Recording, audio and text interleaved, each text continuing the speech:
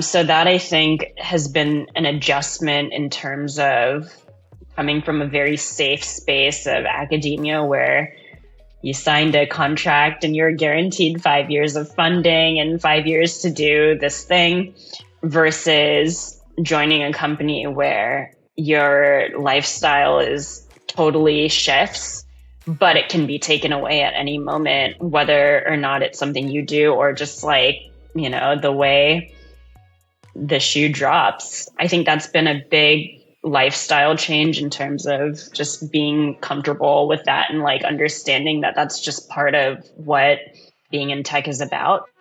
But on the more fun side of things, you get spoiled in tech. That's that's for sure.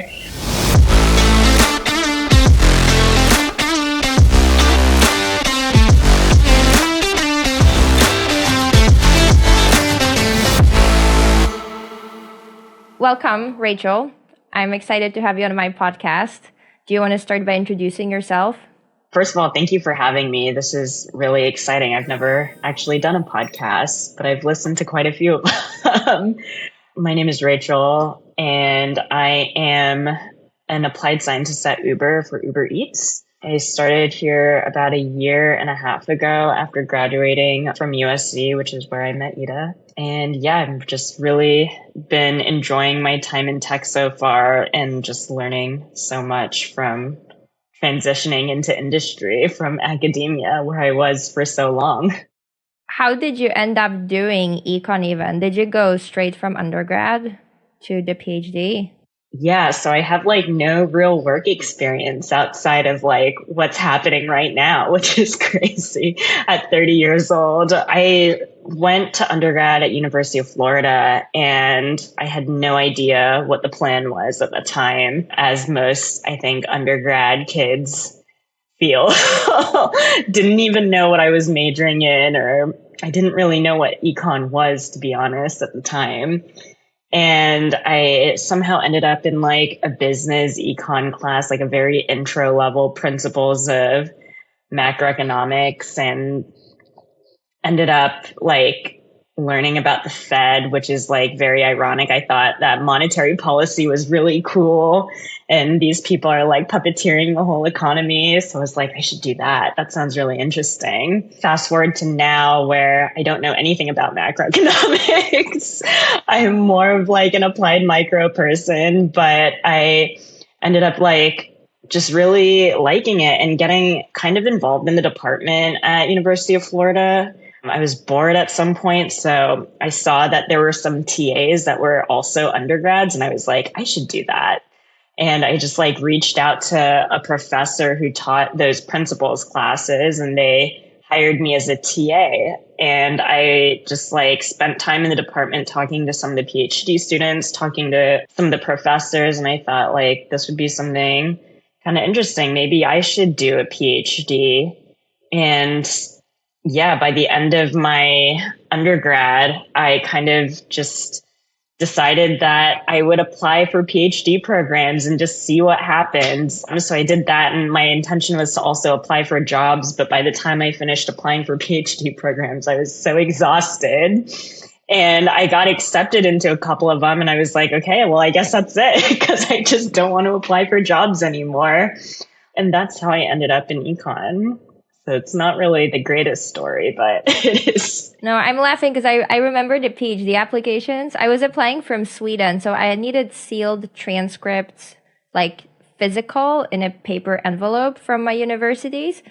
And I had courses from a couple of universities, so each of them needed to mail a sealed envelope. And then I needed to package all of those into like a huge meta envelope to each of the like 20 universities I applied to, and then mail it out. So I had to mail out like 20 pounds of envelopes across the Atlantic.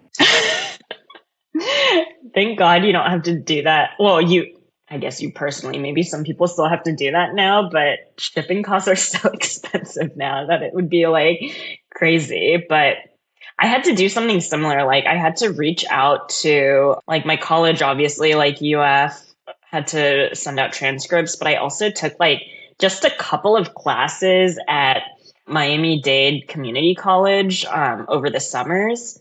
and I needed them to send transcripts too. But of course, I was applying for schools, had them send all these transcripts out that have like all my personal information on them. They have like my social security number and stuff. And like only to find out when the schools were like, we haven't received these transcripts, that they sent them to like who even knows where. So now like my transcripts are just out in the world somewhere with all of my personal information.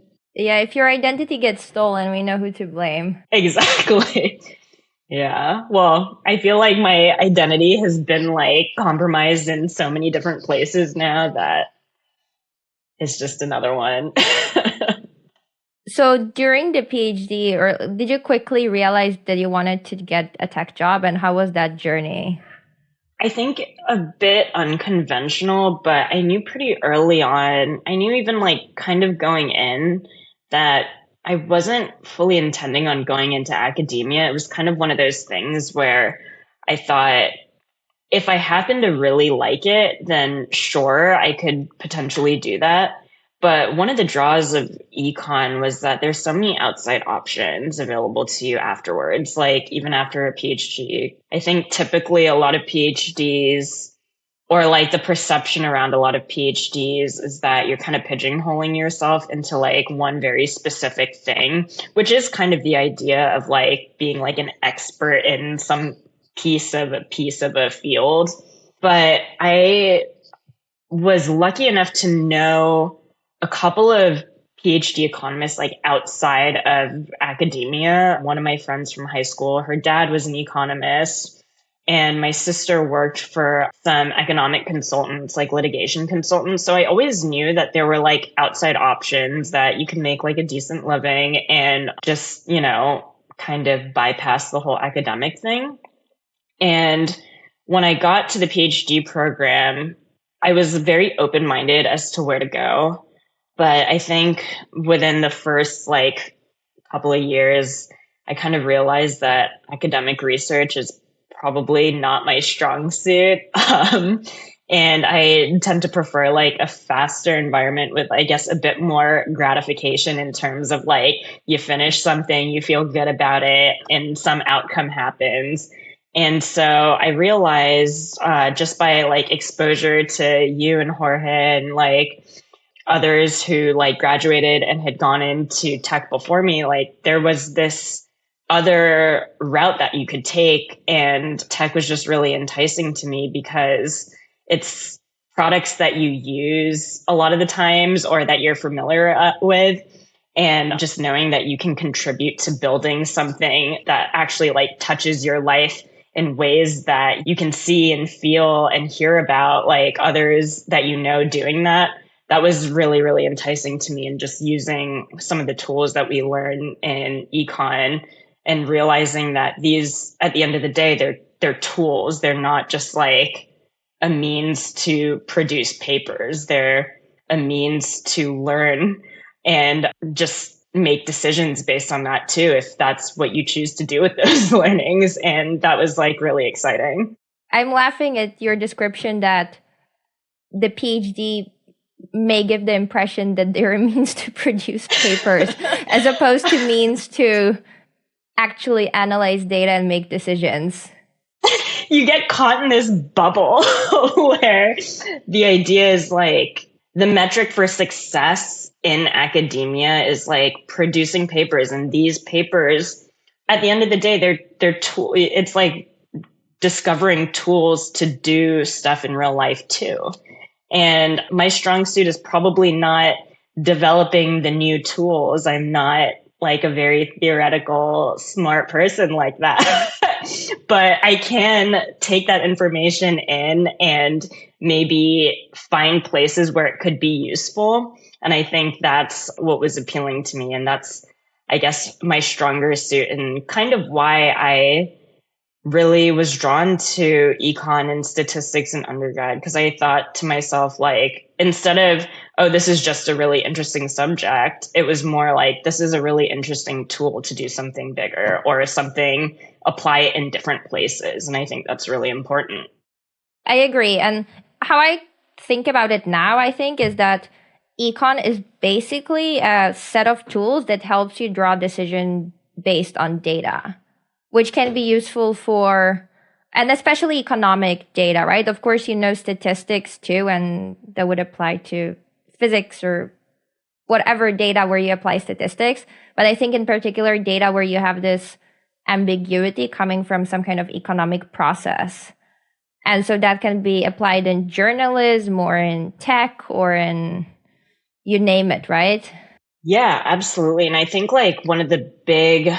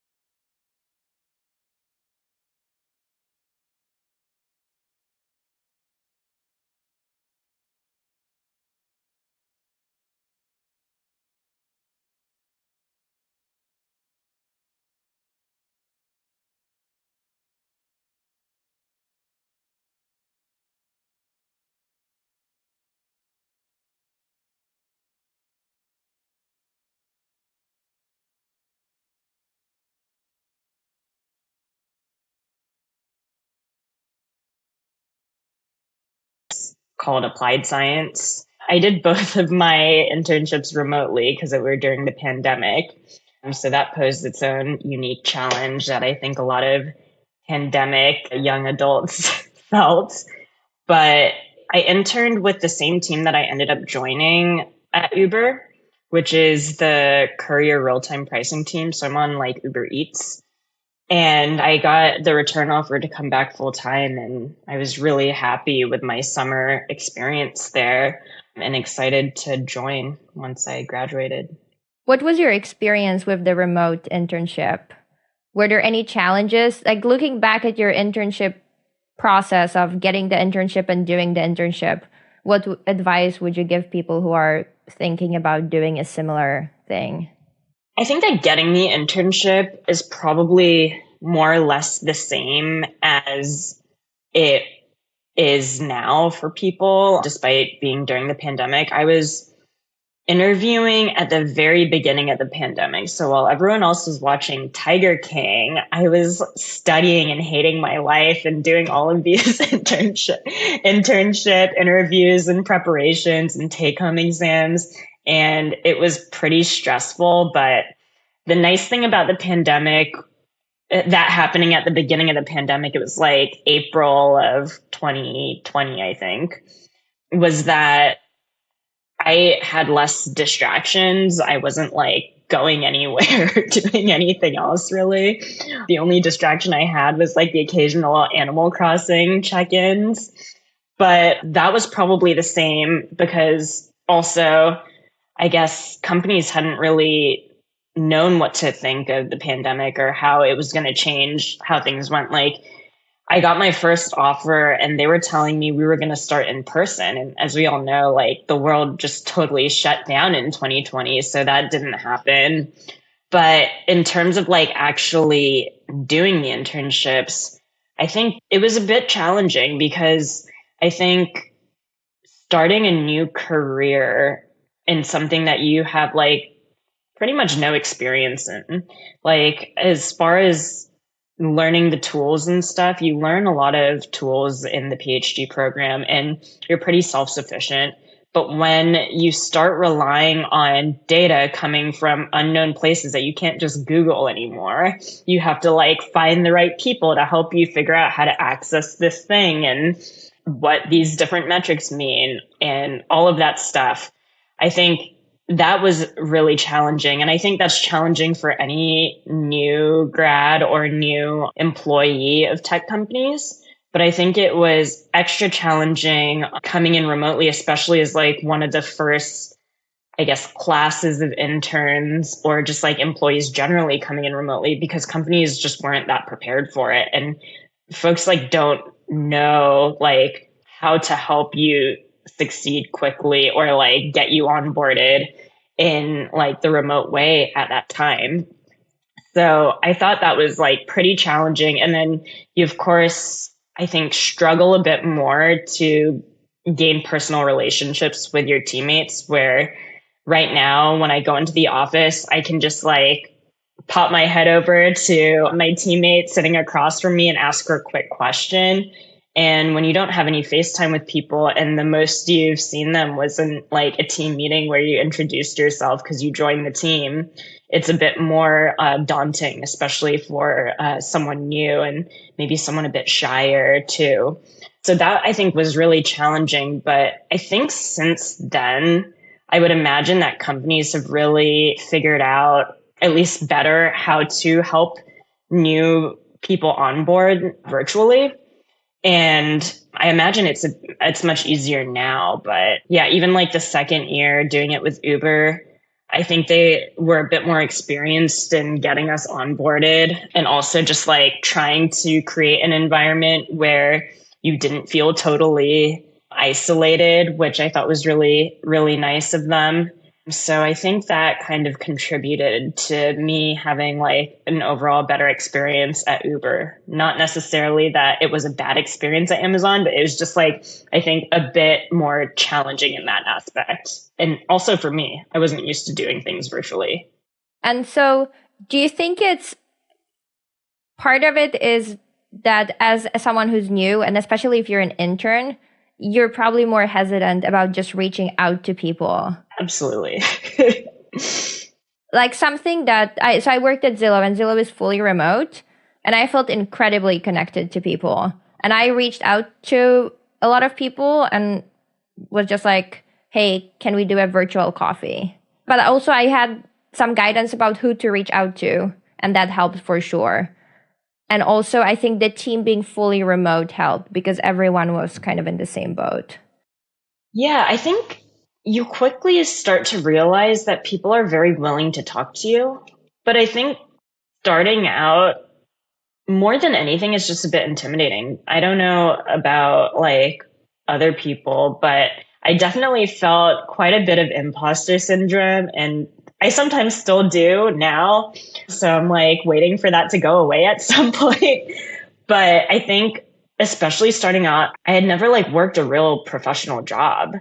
And so to be like entering a huge company where you're surrounded by so many like very smart and capable people, you really don't know, I guess, where you stand or like how much you really know at that point because you've been in this bubble that is academia or you've known, you've been comparing yourself to the same like 10, 15 people for the past couple of years, which I know like you're not supposed to do. You're not supposed to compare yourself like that. But like when you step into this totally unknown territory, it is a bit scary. At least it was for me. And I think I was just shy just because I don't know how professional to be or if it's okay for me to just ping somebody. Like I said, I'd never had a job like outside of like the bowling alley or being a TA. So it was just a totally different experience and you don't want to bug people all the time. So I'm not just going to constantly ping the same person asking them all these questions. And I think that's really what was challenging for me. But I think now, I guess knowing a little more, having a bit more experience and understanding that it is okay to just like reach out to people like that, I think it would be a little bit easier now for sure. Yeah, because that's super interesting because you've gone from being very new to now having experience. And so looking back, what advice would you give to people who feel the same? And I think everyone feels imposter syndrome, right? But some people are like naturally maybe less pushy or more shy or and so on.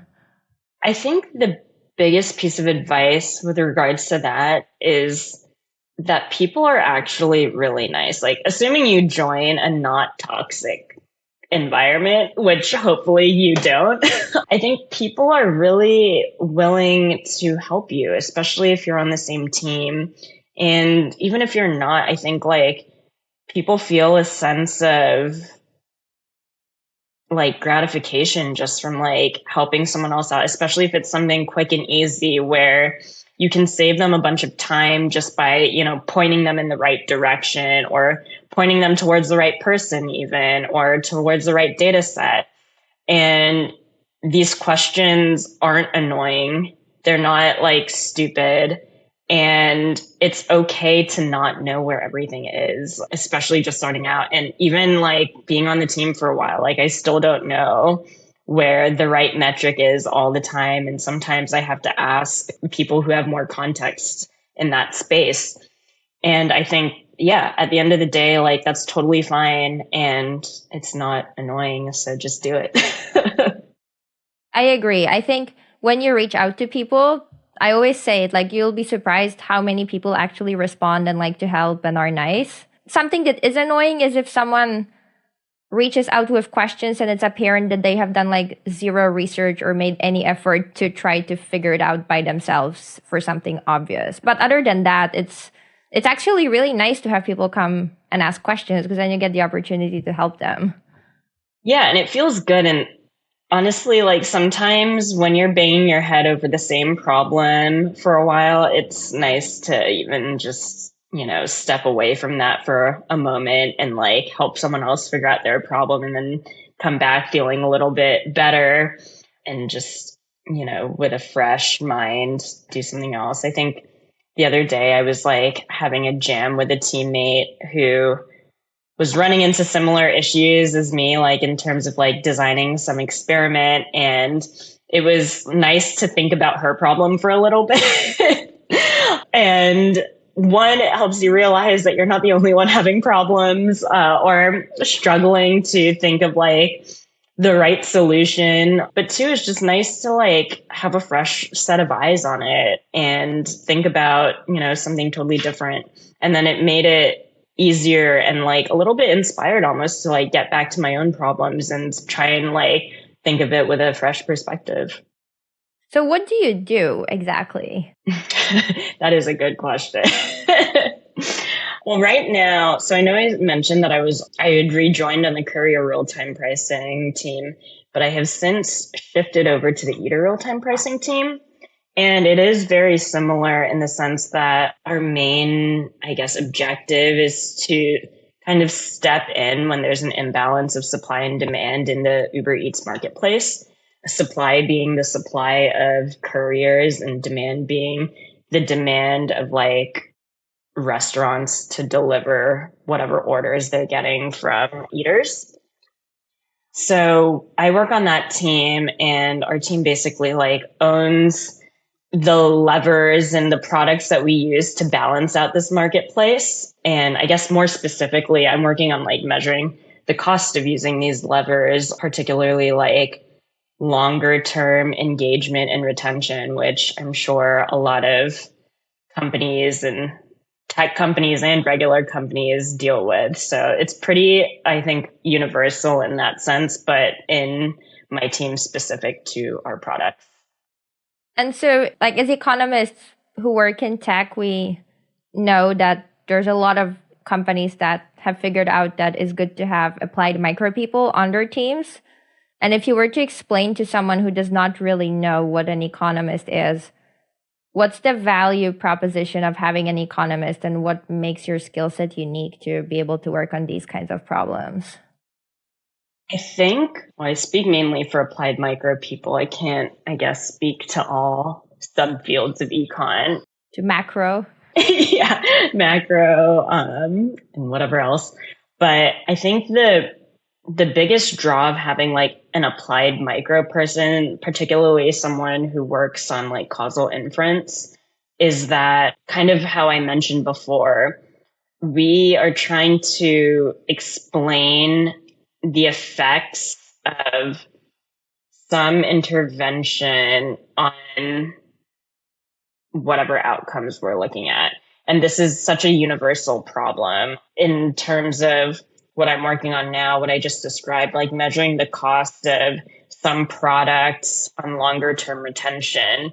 You can use a lot of the causal inference toolbox, I guess you should say, to solve these types of problems. And I think the fact that there's such a huge emphasis on causal inference in applied micro makes us valuable in that sense, because whenever you launch a new product, whenever you add a new feature, you do want to see, how that's going to affect consumers, how that's going to affect your business, how that's going to affect your costs. And I think that's a huge part of what applied micro people do. They run experiments or they use observational data, which sometimes is all you have because you can't just run an experiment for everything, or you don't have the biggest sample, or it's costly. So economists, people cleverer than me, the people doing the theoretical stuff, have come up with some really clever ways of using observational data to try and learn what you would want to learn with, for instance, experimental data. Do you think you need a PhD in econ to get those kinds of jobs that you're talking about? Honestly, I don't think you do. I think if you're a self-motivated person, you can learn about a lot of these tools. I think a PhD more specifically will teach you how to, it's a more structured approach, right? They kind of bring you through like, okay, these are the seminal papers in these fields, and they help you learn how to do academic research. But if you're more interested in just like using some of the tools that have been developed, I don't necessarily think that doing a PhD is totally necessary.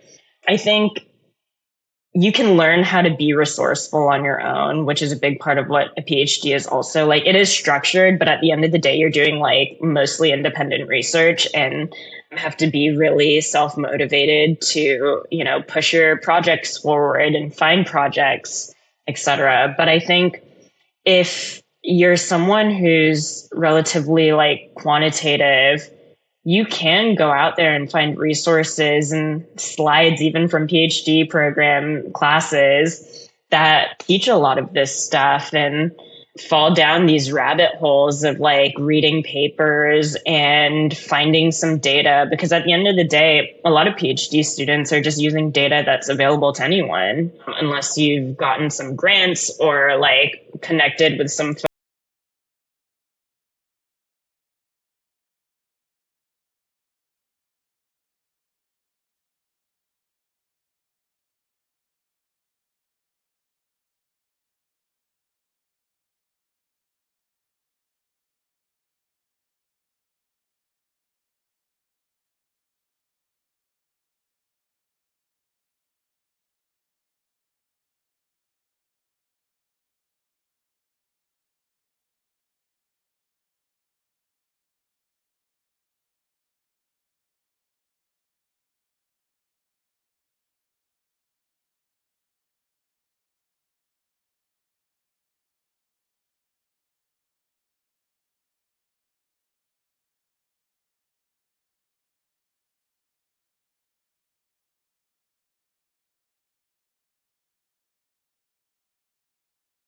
Have those skills, even though you don't have a PhD. And then suppose you have a few years experience and you have a proven track record of doing causal inference at a tech company. Then you could probably get a job that in theory requires a PhD, even though, you don't have one. And I actually think it's an interesting question, right? Like, if I were hiring for, say, a data scientist role, and I had two people and one person is fresh out of a master's program at some well-known university, and then the other person does not have any degree. Suppose they finished high school, but they have a portfolio of projects and they can showcase their skills. I probably prefer the person who does not have the degree, because then it shows that they went the extra mile and put in hard work, right, in an environment that it's harder to learn on your own than learn in a structured environment. For sure. And I think a big part of like working generally, at least in my experience, has been like, how resourceful are you? Like, are you able to figure it out? Because despite, I don't know what I thought going into these giant tech companies, but one thing that I would say that I wasn't totally prepared for was how messy it is. Like, you enter a company and you're like, oh, this is just like years and years of people coming and going and working away on these big problems that this company has. And like, there's no textbook telling you how everything works. Sometimes engineers find like a bug in the code that's been there for like God knows how long, and you just like didn't even realize. Or like you'll have these measurements or like algorithms, and you're just like, I don't know where any of this came from, but once upon a time there was some other data scientist or applied scientist who worked on something and came up with this number. And this is just what we've been going with for the past couple of years. And yeah, I think like as much as like people try to be, you know, good about organizing all their work and stuff, it's just, it could be anywhere. So I think, yeah, I think just being resourceful and like trying to dig through all of the stuff and figure out what's the most current information on how things are working even is big. And I think that's something that, especially if you don't have like a traditional like educational background, people are scrappy and they just kind of figure it out, you know? And that's transferable. So It is for sure. And I think it goes back to the imposter syndrome too, that before getting your first job at a big tech company or any tech company, right? But especially the big ones, you could have this idea that this is somehow this tower of infinite wisdom and excellency and organization. But at the end, it's people doing stuff. And yes, like many very smart and talented people, but it's not like it's perfection. Definitely not. Definitely not. And so, in terms of lifestyle working in tech, what has been your experience? Life is pretty good. It can be stressful, that's for sure. But I think, you know, that's true of any job, really. The stress points might be in different areas in tech. I guess one big thing that, as a lot of people know, especially right now, it's pretty volatile how, you know, the hiring and, you know, layoffs and all of those waves go. So that I think has been an adjustment in terms of coming from a very safe space of academia where you signed a contract and you're guaranteed 5 years of funding and 5 years to do this thing versus joining a company where your lifestyle is totally shifts, but it can be taken away at any moment, whether or not it's something you do or just like, you know, the way the shoe drops. I think that's been a big lifestyle change in terms of just being comfortable with that and like understanding that that's just part of what being in tech is about. But on the more fun side of things, you get spoiled in tech. That's that's for sure. We've had like beautiful campus at Uber, beautiful offices where they give you breakfast and lunch and coffee, and they treat you really well. I can bring my dog into the office, which is awesome. And they pick us up and drop us off like school buses, basically with shuttles. So I think that's really, really fortunate. And of course, just going from like being a poor student to having a bit of money once you are done with work for the day or for the week, it's really nice just being able to enjoy some of the activities and extracurriculars that maybe you couldn't afford to do as a student. That's been a lot of fun. It gives a ton of freedom. So I think the lifestyle is pretty good. And if you can get past the mental barriers of stress that come with like just not knowing what could happen tomorrow or not knowing if the stock could drop tomorrow, and all of a sudden like a lot of your pay is worth much less than it was yesterday. If you can get past all of that, life is pretty good. And I think it's worth getting past all of that. It's just an adjustment and just realizing like we're super, super fortunate that we are in a relatively high paying field. So even if that does go away, you've lived off of so much less. So you have the opportunity to save a bit of money and like have a cushion and, more risk, more reward. That's just kind of how it works, right?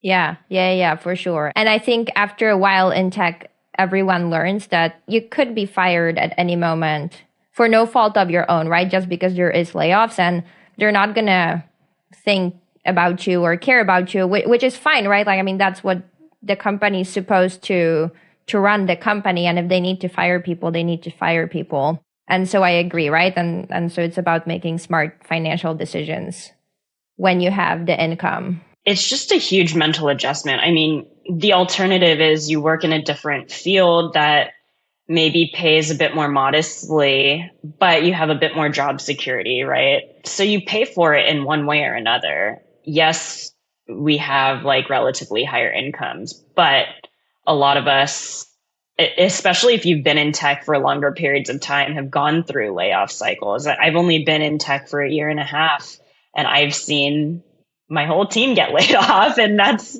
terrifying. And it's a mental adjustment and emotional roller coaster. And it's one of those things where I have to tell myself, because I've always been a very risk averse person, you can't just be scared all the time. And it's obviously easier said than done, but at the end of the day, this is your life and this is what I chose to do. So I need to find a way to make peace with it emotionally and just enjoy the day to day while knowing that I am saving some money.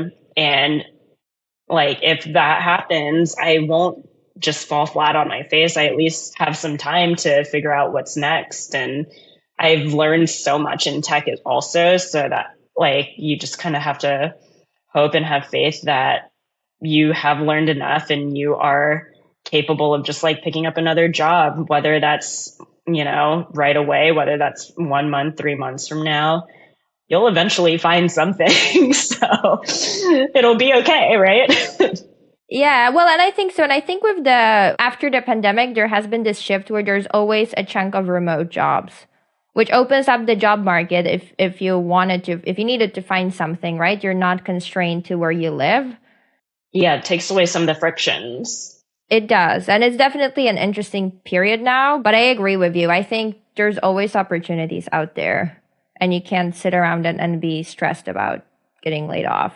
Yeah, and it's okay to, be in tech for a little while and then move industries as well. And I think one thing that is fortunate for me right now is like, I obviously I don't have kids. I don't have a family to take care of. So I'm flexible. I can move if I need to. I can pivot if I need to. I can take a different job, like doing something else if I need to. So there's other options. And going back to econ being such a universally applicable skill set, you can change pretty much like what you do too. Like, I don't have to be a data scientist. We don't have to be consultants. There are, you could go into policy, you could go back into academia if you want. There are other options. And I think that's nice to know.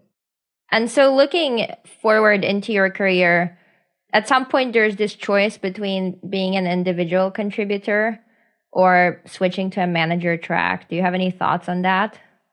Oh man, I don't know. I think, just to fulfill the dreams of childhood me, I would probably be interested in eventually going into management, like manager track, because I also do really like not being as deep into the details as ICs are, but kind of having a bigger picture understanding of how the pieces fit together. So I think management could be an interesting route to take eventually. But I think, as most people in tech realize, if you've worked here for a little bit, is that the best managers were also good ICs. So right now I'm kind of focused on, let me hone these skills to be like an effective IC so that one day, if I am fortunate enough to go the management route, I will be a good manager and people will want to work for me and respect, my opinions, having done that, having done what they are going to be doing, right? And just being able to give like good feedback. I like that you said that the best managers were also good ICs, and I agree. And that segues into another question, which is what are the things to look for in a manager? And I think, especially if you're interviewing, right, the manager is going to play a huge role in your job. Maybe even like 80% of your job experience is your manager, if not more, I think, in some cases. I think that's one of the things that drew me so strongly to Uber. So I think taking a step back, interviews can go like one of two ways generally, especially for like bigger companies. You can interview in a centralized manner where there's a hiring team who are interviewing for the entire company. And then once they decide yes or no, you're then like filtered through and you have to match with a team or something after that. Yeah, I think what drew me to Uber a lot was that I interviewed with the team that I eventually joined specifically. And it gives you a really good chance to feel the team out and like try and understand what kind of problems they're interested in and how they work together. And when I interviewed with the manager who eventually hired me, I had a really, really great discussion with him. And it wasn't like, of course, you have the beginning where you're introducing yourself, you're going through some case studies of how you would do this and that. But when it came time to talk a little bit about like what I was working on as like a PhD student at the time, I was talking about a paper that I was working on that had to do with like spatial aspects and how like crossing borders might affect taxes differently and behaviors. And I was like, this is something that could be really interesting to Uber because when you're pricing things, if you have different prices in different places, how is that going to shift demand and shift like how people are behaving in the marketplace? And we just branched off into this entire very naturally occurring discussion where we were just brainstorming this idea of like the spatial aspects of like Uber and Uber Eats. And it was just a really great interview experience. And as soon as I hung up, I was like, if I don't get this offer, I'm going to be crushed because I had such a good discussion with the hiring manager and I really enjoyed bouncing ideas off of him and having, this jam on these problems that were really interesting. So I think a big part of like when you're interviewing, looking for like green flags, as you might call it, just seeing if you have like that chemistry with a team and if they are working and thinking in ways that complement the way that you work and think. Because, there are different ways of doing things. And I felt really good about that experience. And when I eventually joined and interned with the team, I had an incredible experience and I would meet with that manager every day. And he was like a critical part in my success for the internship and a huge reason why I wanted to come back. And I think how that differs from other teams that might have a more hands-off approach, that might be really preferred if you're more of an independent worker who can like think through problems on your own. Like, I guess it might be like the difference between being a bit introverted versus a bit more extroverted, just finding what works for you. And that's a big part of interviewing. It's not just like who wants you. It's like, where will you fit and what kind of team will complement your style of working. And so it sounds like having clarity beforehand about who you are and what you like and what works for you is important because that's going to help you ask questions during the interview. There's also a bit of learning and everyone has to kind of do some amount of exploration. But I think if you know how you work, especially, if you've had some experience working in the professional world, you have a hunch of like what you prefer versus, what pain points you've had in the past. And you learn from these experiences. I'm still learning. Well, I hope that in the next job, assuming I eventually have a different job, I'm hoping that, things will just improve as you keep going. You just learn more about what works for you and what doesn't. And sometimes things that you think work for you, maybe they aren't the best. And there are other things that work even better for you, right? And it's just a constant change. I think so. That has been my experience at least. And I've also gone through some phases of being enthusiastic about some things that appeared a certain way, and especially with early startup companies, and then joining and learning to see that there's many more layers to the thing. So I think what I'm saying is with time you learn to be better at reading situations and companies and people, and that definitely helps find a good match too. Definitely. And also just adjusting to different people's styles and different companies' styles of working, right? I think it's huge. And, maybe in some stages of your career, a bigger company is better for you because you're just starting off. You need more help in certain areas, whereas you're good at other things. You have strengths in other areas, and you're able to be more effective because you have resources to reach out to. And then later on, you are effective in a smaller company where you have now had experiences with all these different pieces of the like machinery basically, and can put it all together a bit better yourself, right? Or I know people have different styles where sometimes people just like to dive right in and like start from the small and just learn everything at the very beginning. And you learn a ton of skills that way if you start with a smaller startup, and then you are super effective when you get to a bigger company and you understand how everything works. So I think it changes from person to person. And even if you think that you're not in the right situation at the time, I think the biggest piece of advice I could give to myself or anyone would be to find how it's going to help you grow in your field or grow in your career, because it might suck at the time, but you have the opportunity to learn, right? And to figure out like how to operate in this space. Do you have any tips for people who interview? Yeah, I would say like a lot of people will have the technical skills. And I think this is something especially that maybe PhD students might focus on, is what technical skills should I study and should I be prepared for this interview, right? And the truth is like, yes, you should study, and yes, you should be prepared to pull whatever tool out of the toolbox that is required during your interview.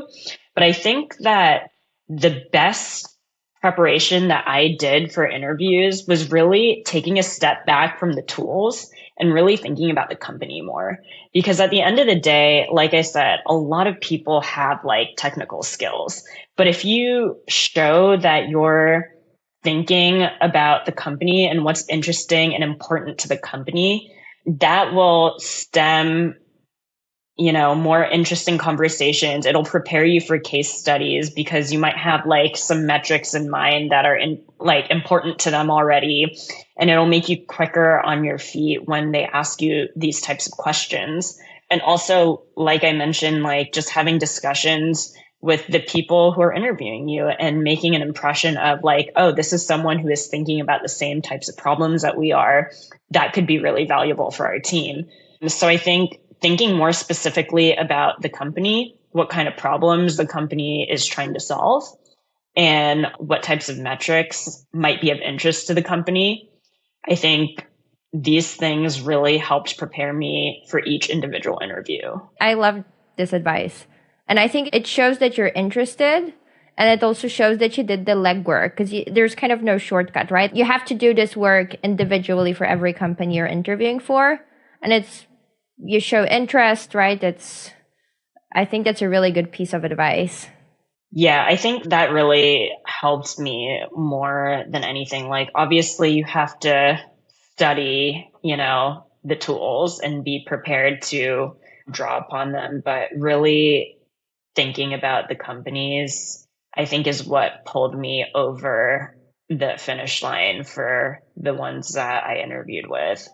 I think that's a great closing thought. Unless there's something I haven't asked you about that you would like to share. I don't think so. Nothing particularly. Well, thank you so much for coming onto the podcast. It's really fun chatting with you, as always. Yeah, thank you for having me. This has been really, really cool. Like I said, I've never done a podcast, but I've been inspired by many. So hopefully this one will be interesting to people. Yeah, I hope so too. Thank you. Yeah, thanks.